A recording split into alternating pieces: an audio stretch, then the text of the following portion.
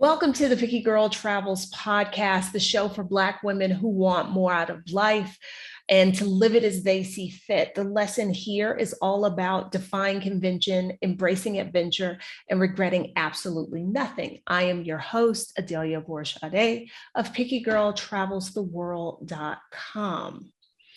And my guest today, who is... you do so much. So a veteran of the IT world, a world traveler, DIYer extraordinaire, designer, podcaster, I believe also an author. Not an author, not yet. Not yet. The story's still being written. Okay, but that's in the works as well. So yes. And even in her IG bio, it literally does say, living life my way on my own terms. So y'all know I had to talk to her. So welcome to the show, Rasheeda. I'm so thankful that you said yes to my invitation. Because, you know, I'm some rando in your IG, what do you call those things? DMs. But like, I started this podcast because I wanted to highlight literally women just like you. Because for the first part of my life, it wasn't great. And I think had I been able to see other women who look like me doing things differently, I think that would have made a big difference for me. So that's one of the things I like to do on this show is highlight Black women who are living life on their own terms. You absolutely blow me away. And I am curious, were you always this person?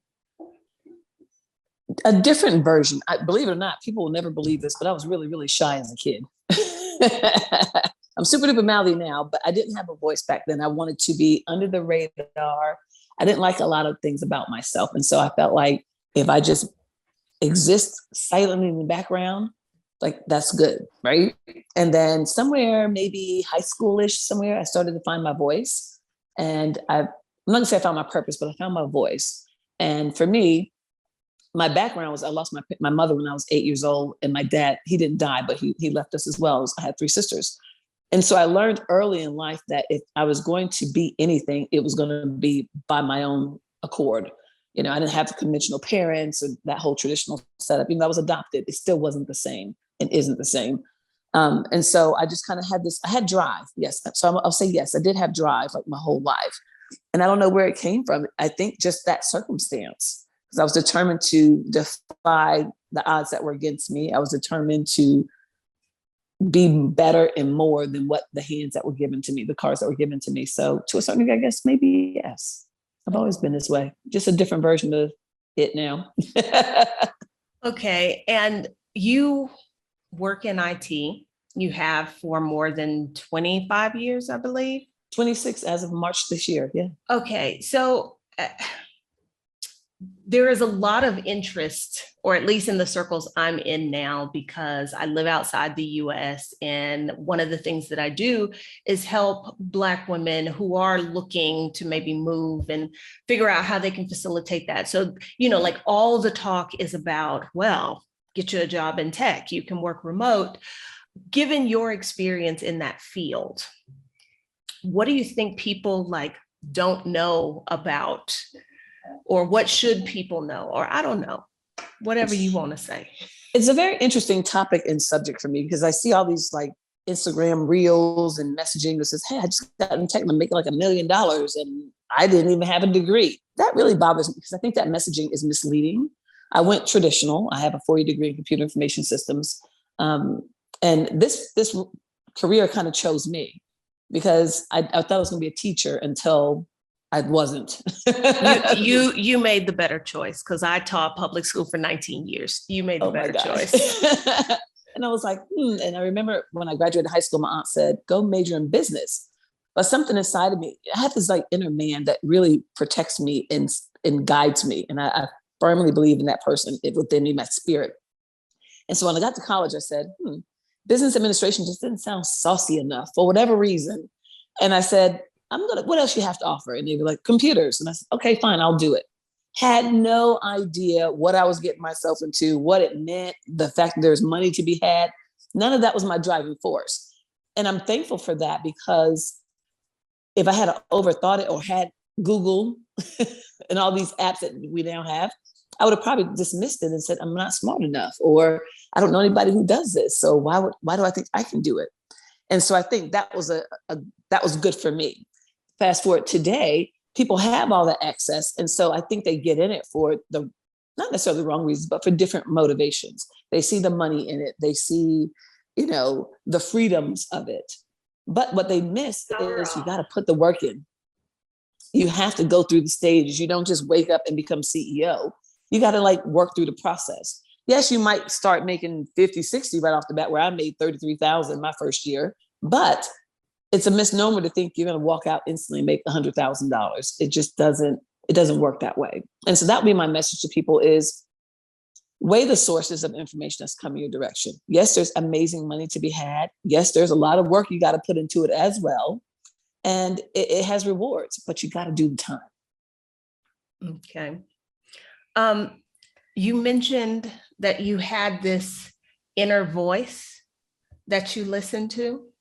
Mm-hmm. I find that really, really interesting because one of the things, when I started this new life that I have, one of the things I started to focus on was that inner voice, because for the first half of my life, I ignored it. I tried to rationalize why I shouldn't do that thing that I really wanted to do, that I should really do this thing that everybody else is telling me to do.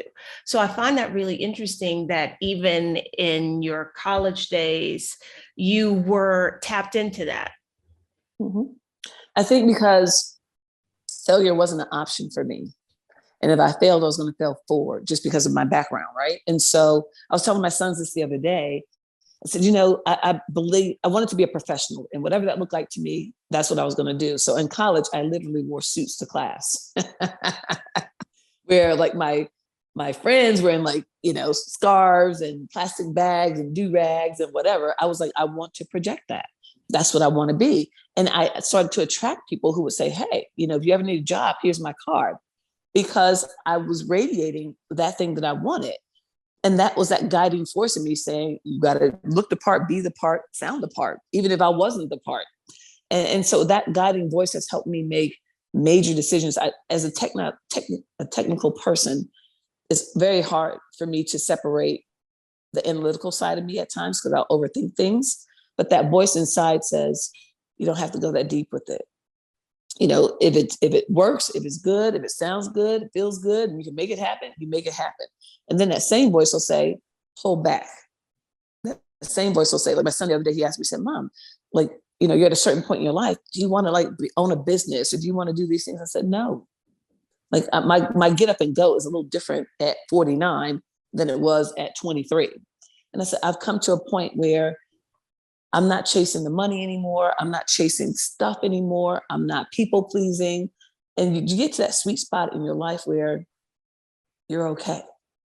And that voice inside of me is like, if you never make anything more than what you're making today, you're okay. And it provides so much peace and calm, and is a good feeling. It's a great place to be. My son's like, this doesn't make any sense. I'm like, but you're young, so it won't.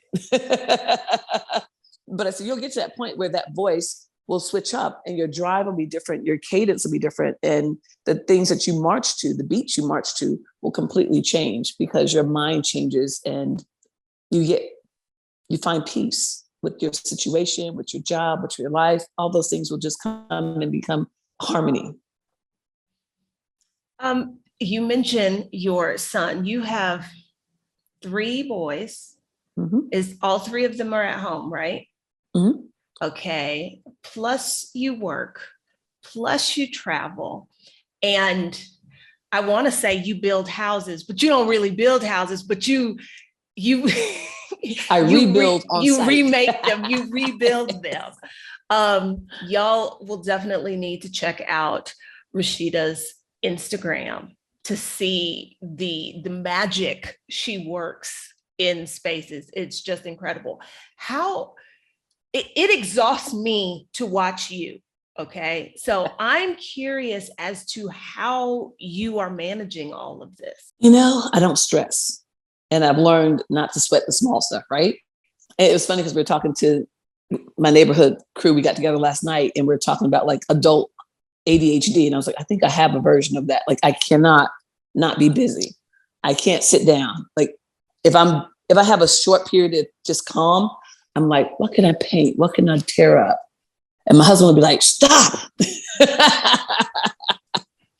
But it's like, I have to have my hands doing something at all times. I don't know. I can't, I don't feel like I'm me if I'm not constantly in a thought pattern of some sort.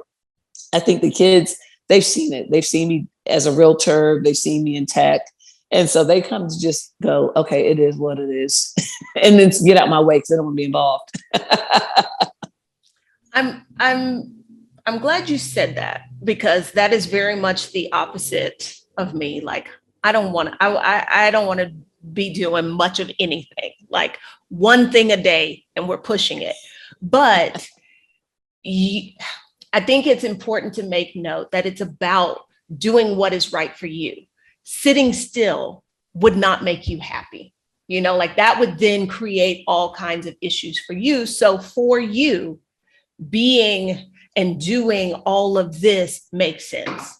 For somebody like me, girl, just thinking about it gives me heart palpitations. So, I think this underscores the message that I have tried to share on this podcast, that, living life on your terms means doing what looks right for you. It doesn't matter what the woman next to you is doing or how many things she's doing or how she's living her life. It's like, what does it look like for you?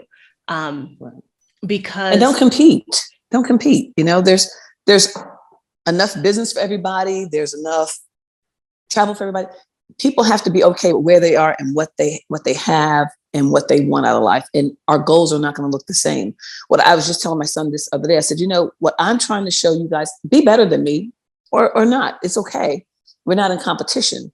I said, but all I'm trying to demonstrate, if anything, is it's achievable. It's possible. For people who look like me, for people who had circumstances like me, I'm nothing super ordinary, extraordinary. It's just, if you're willing to do the work, if you're willing to put in the time and effort, anything's possible. It's just really that simple. And then you get to decide, how to chart your path. And it also comes with a level of commitment to self. When I graduated college in 96, I don't even know why this is my inner spirit again. I think I used to live my life kind of vicariously through others, meaning like I didn't have a lot of boyfriends because I was like, well, I see what my friends are doing. I'm like, I'm good on that note, focusing on school. I don't need to go through that stuff. And so I didn't have to experience a lot to know a lot or to make sound decisions. And so when I graduated college, I had seen people working all around me, but nobody seemed like they were enjoying life.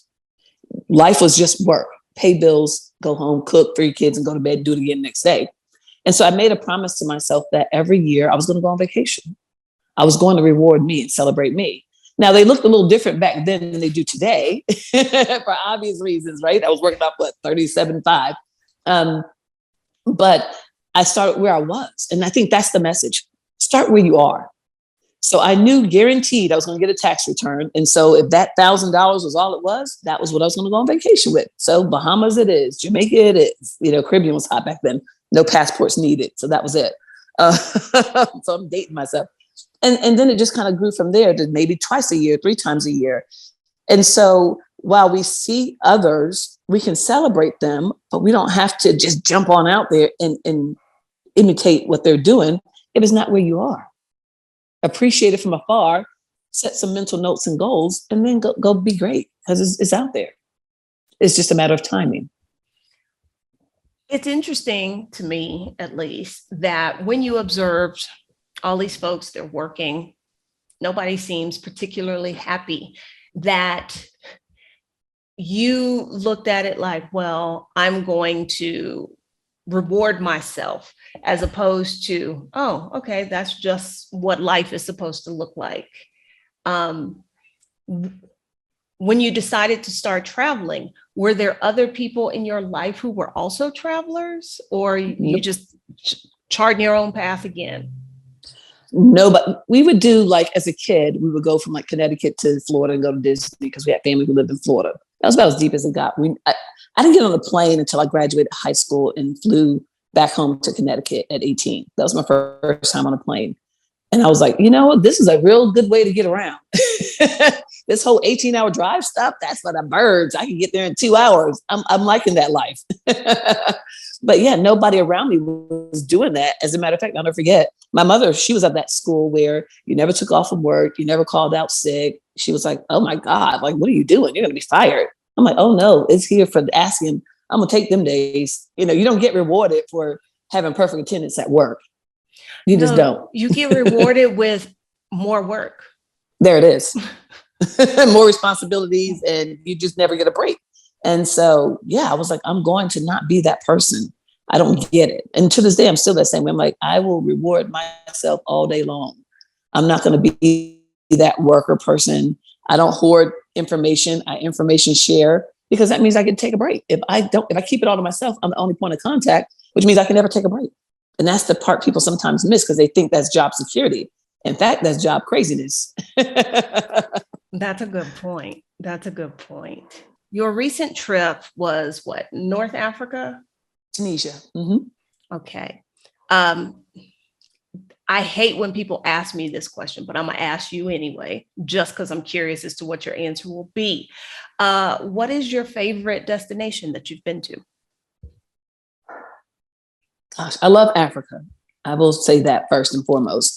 And I want to hit every country within Africa. But I really love Bali. I'm so glad they just reopened. Bali's a vibe. It's so far away, but it's a vibe. Yeah. Where should people go if they want that version of Bali? Because I went before I left China, and I was like, this is bogus. I wish I had never come. Yes. So maybe I did it wrong. I went with my husband and my aunt and my work girlfriend. And it was nice. I think I like Bali because you can wild out for little or nothing. We rented out like a 3-house compound. Everybody had their own little house. We had our own pool. I was chasing waterfalls, and I'm fascinated by them. So we went around finding all the waterfalls we could, and just eating and just taking it in. And it was a really, really fun time. I like being pampered too. So the fact we had staff, they cooked for us, we had a driver, like all those things, like that appeals to me. We had massages and, the flower baths, like all the Balinese things that you do. But I thought it was a really good time, and the food was great too.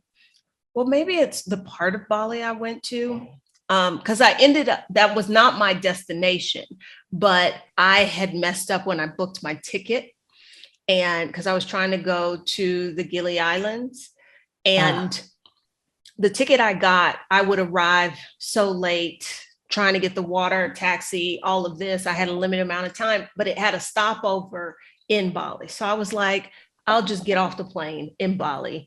And because I had a series of one-way tickets, and I'm trying to remember the area I was in, but the place I stayed was great. But the vibe, like on the streets, I always refer to it as like Cancun for the crunchy granola set, was the vibe I got. And I was like, no, not for me. Wow. So I'm always interested to hear people who love Bali. So, okay. Mm-hmm. Bali's I love Bali. It is a vibe. I like I said, I love South Africa too. Like I started out saying I'm never circling back to the same place, but I've been back to Dubai like 3 times, and Bali twice, South Africa about 2 or 3 times as well. So I've gotten to the point now where it's like, I don't need to see like every part of the world. I'll just focus on the parts that I like, and I'll keep revisiting those to a certain degree. So, yeah. one of the things you mentioned when you were talking about like being able to take a vacation was not like hoarding information, sharing information. And I see that you do that. You've got a podcast, you've got a Facebook group. Talk a little bit about those two things that you do. Those two birthed out of the pandemic. I was home and I was like, we all were like, what are we doing now? And I thought, well, let's take advantage of social media because that's all we got at this point, right? And so I've always been the teacher. I mean, like I said, I wanted to be a teacher when I was younger. And what I've come to realize as I'm older is I can be that, but just not in the traditional sense. I don't have to be teaching third graders or something like that.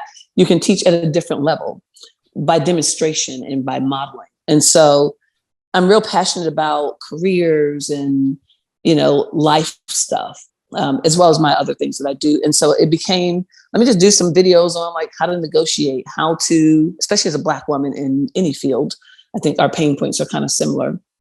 Let's talk about, how to master your career, things of that nature that were just like lifestyle stuff for people like my age in the 40s and 30s, because I found people are trying to reinvent themselves. And you get to that point sometimes you're like, I've lived this life. I'm good on that. What else am I capable of doing? And you want to change.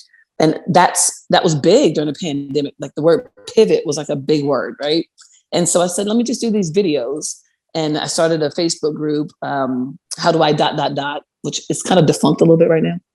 But it was really fun because I would have amazing people come on. It was all video. And then I thought, well, let me do a podcast and do like audio. And that is how that came about, the Real and Random podcast. I haven't filmed in a minute, but I think I'm going to get back to it. I was just talking to my neighbor about it yesterday. You're a little busy. So, I mean. It's that adult ADHD, like keeps me all over the place. But it was a lot of work too. Podcast, I was telling my neighbor, I said, podcast is a lot of work. The editing part, finding people, like it becomes more than what it looks like on the surface. But I enjoyed it all because I love people. So that it was ministering to me while also ministering to other people. So yeah, all that happened during the pandemic. I was just thinking about you not sitting still, and I followed the whole pool installation, landscaping, you outside, midday, let me take a break and go do a photo shoot by the pool. Let's talk a little bit about your DIYing. Were you always handy? Is it something that came like out of necessity? It's interesting you ask that because I question that myself. I'm like, where did this come from? If I had known what I know today, I would have taken all those like basket weaving classes in high school that everyone's like, oh no, that's not for winners. That's just what other people do. But my father, my adopted dad, he was a tinkerer. And I think, oddly enough, out of all his real kids and me, I started fashioning my life kind of after him. His own kids don't do this stuff. And I bought my first house at 23, right out of college. And I think that's when it all started to happen. I had no idea I was creative.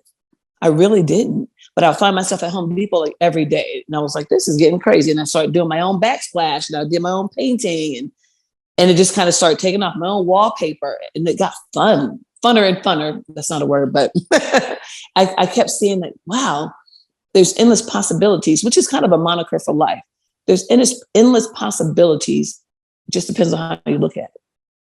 Even the worst house, the worst circumstance has potential to be better than what it is. It's just a matter of perspective.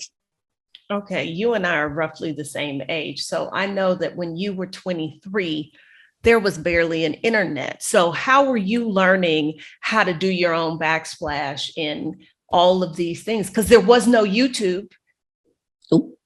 It was, it's so funny. I'll never forget. I think I'm just naturally curious as a person. And so I literally would go out and buy like all these tools and I would see like store magazines and I'm like, I'm not paying $1,000 for that. And so I would study the dimensions and say, I think I can build that. And I built this like huge credenza one day. It took a long time. And every night I would just go down to my basement and my husband at the time, he knew to leave me alone. The kids left me alone. And I would literally put that thing together. Now it wasn't the best. I probably over engineered it for sure, but it wasn't coming down. I tell you that one. And that just was my fun spot. It was just trying to figure out how to take it from off the magazine and make it become mine in real life.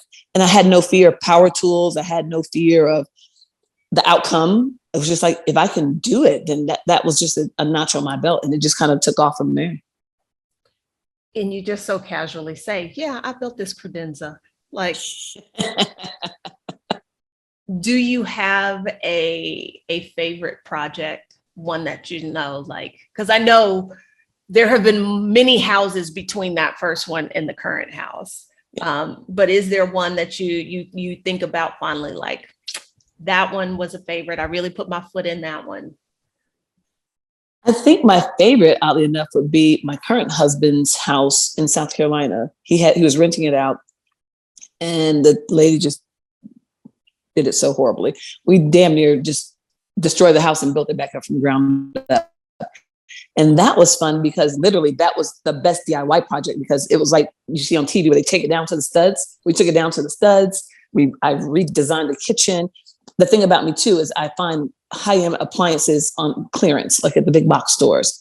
And so I macked that kitchen out with like the highest end appliances. This was like a 1,500 square foot little small house, but you'd never know that on the inside, because we just took that thing to a whole nother level. And I think that was my funnest project, because I literally redesigned the facade of the house. And it went from having no resale value to $50,000 in resale value. And we paid very little for the work because we did it ourselves. That was rewarding. Okay, you just said I redesigned. How do you know that? Or is this one of those things like, oh, I didn't even know I knew how to draw or paint until I gave myself the opportunity to do it? I have this running joke with my husband. He has a fit when I say it. I'm like, the house starts talking to me. He's like, this house needs to shut up. But I'm like, I was just, even now, like, I'm literally, you're going to laugh at this. I love this house, but I'm literally about to destroy the kitchen in a few weeks and redesign it. But didn't you already redo the kitchen?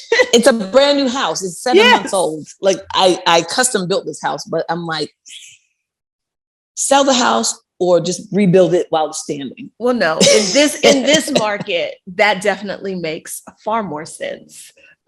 Just to redo it. So, I mean, I'm not mad at you. I'm just blown away. You have so much energy. Where does all that come from? Heck if I know. Because now I do like to just chill. That's what vacation is for me. I think adventure and chillaxing. That's what I'm trying to get better with just all that. That's why the backyard is a vibe that it is, because it helps to bring me down a little bit. But I don't know. I just have a thing for houses. Like, I'm addicted. It's a problem. I mean, there are worse problems to have. Definitely that. There's a possible kitchen remodel, a highly probable kitchen remodel in your future. It's going down. Yeah.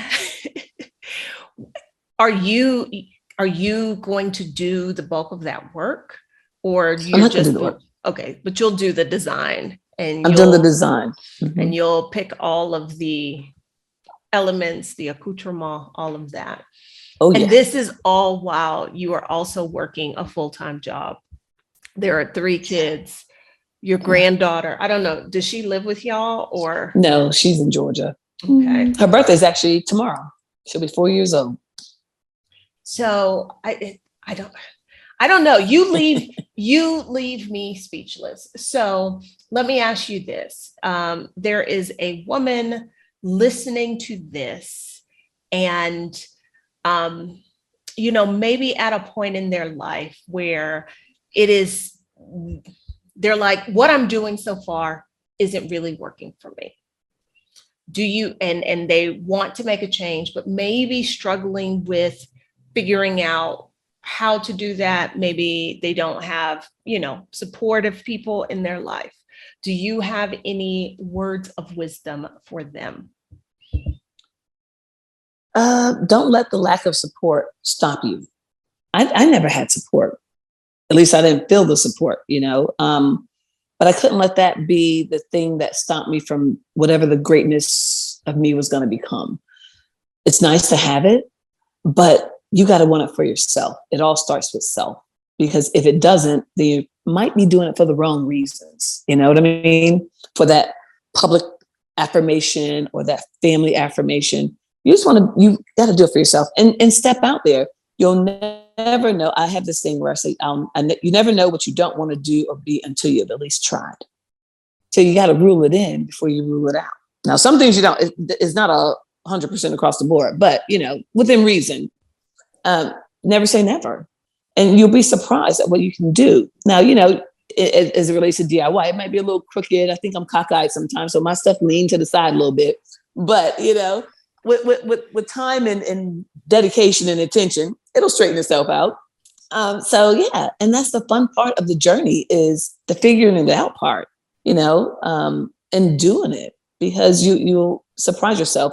When I bought my first house out of college, nobody else had bought a house in my family. I mean, we lived in a house, but nobody else had done that. People were renting or whatever that thing was. And I didn't let that hold me back. I always said I'm never going to live in an apartment. So that was my driving force. And whatever it meant to not live in an apartment was what I was going to do. And so that meant, save some money. And, I had a kid. My son was a newborn. I had a brand new house, a brand new job, and a mortgage at 23. That was a lot going on. Yeah. I look back now and go, I don't even know how that all went down. So I literally got a job in March, bought a car, brand new car, the week before I had my son in June, closed on my house in December. 96 was a big year. But that's the high octane of which I live in, I suppose. And I never gave it a second thought as to how am I going to pull all this stuff off as a single mom at $30,000 a year? Like, how was I pulling that off? Today I look back and go, I was crazy out of my mind.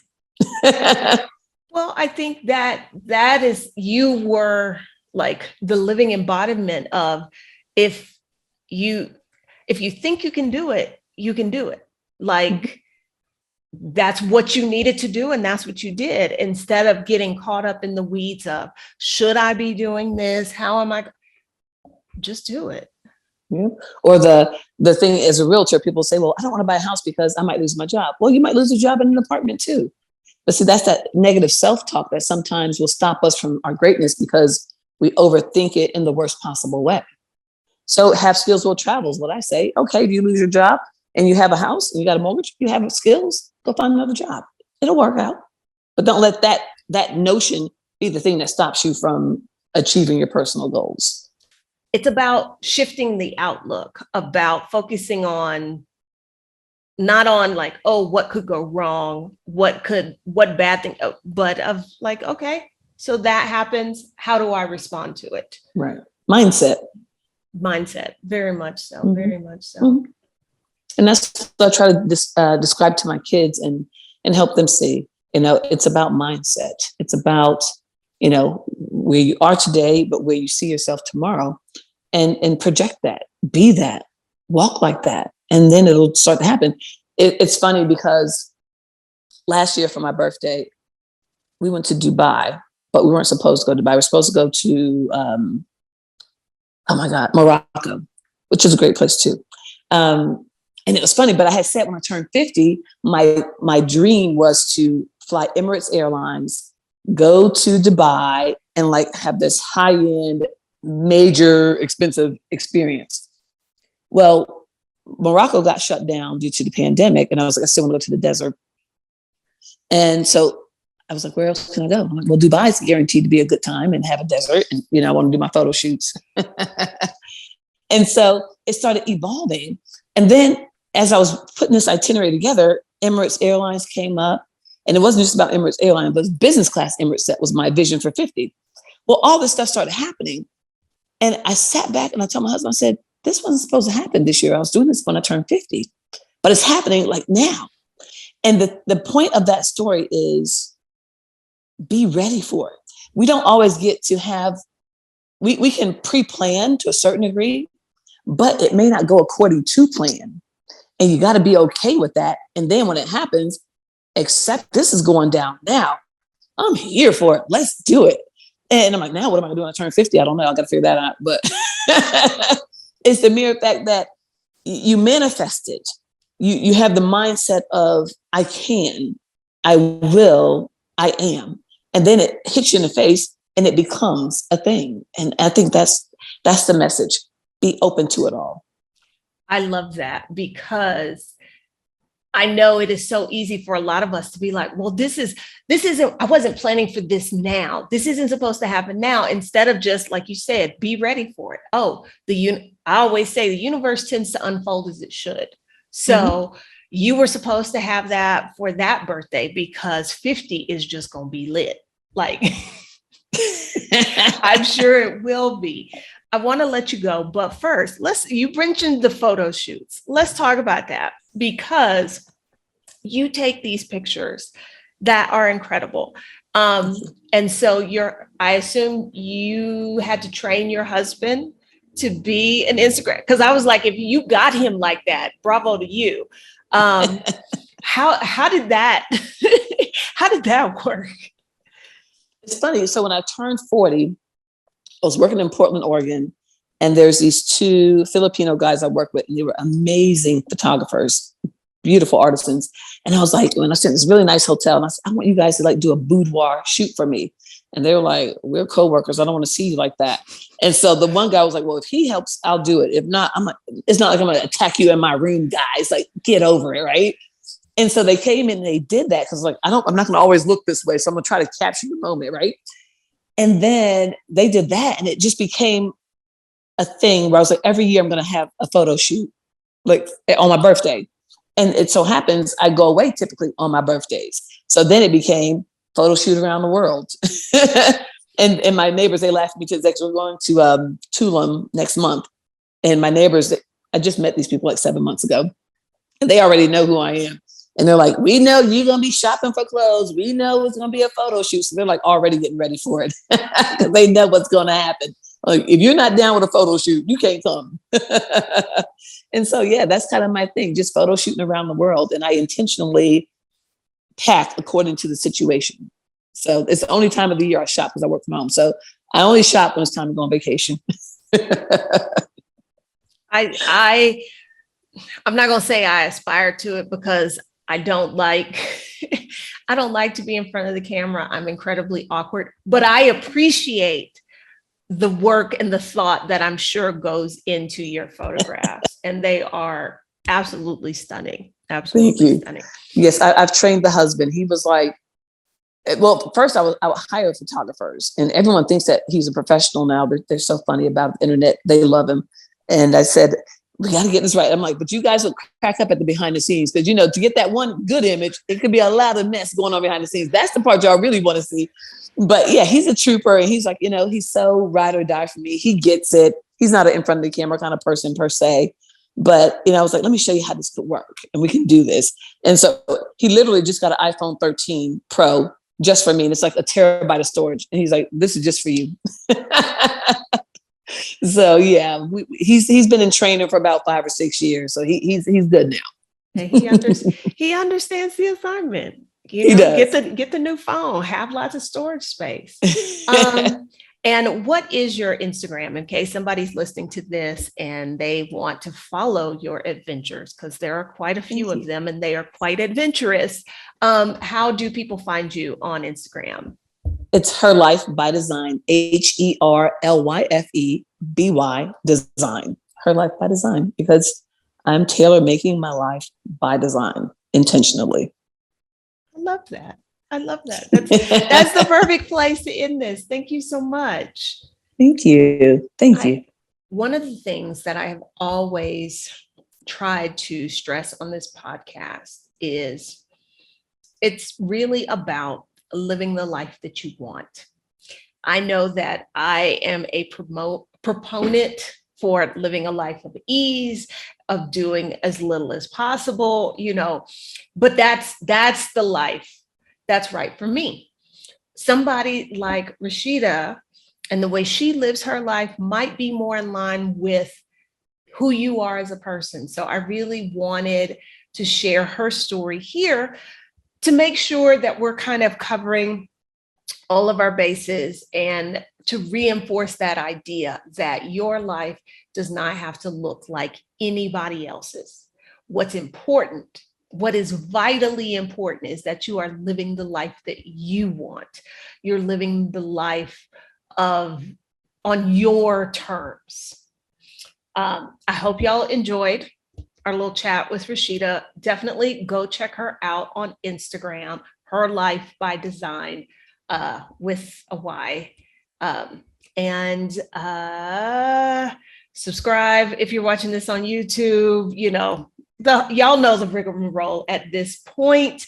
Thank you again, those of you who support the podcast financially. If that's something that you would like to do, look in the description. There are links for you to do that, as well as links to leave a voicemail, or you can hit me up on social media if there is something specific you'd like to hear about on the podcast, or you just want to tell me what's on your mind. Okay, y'all, until next time.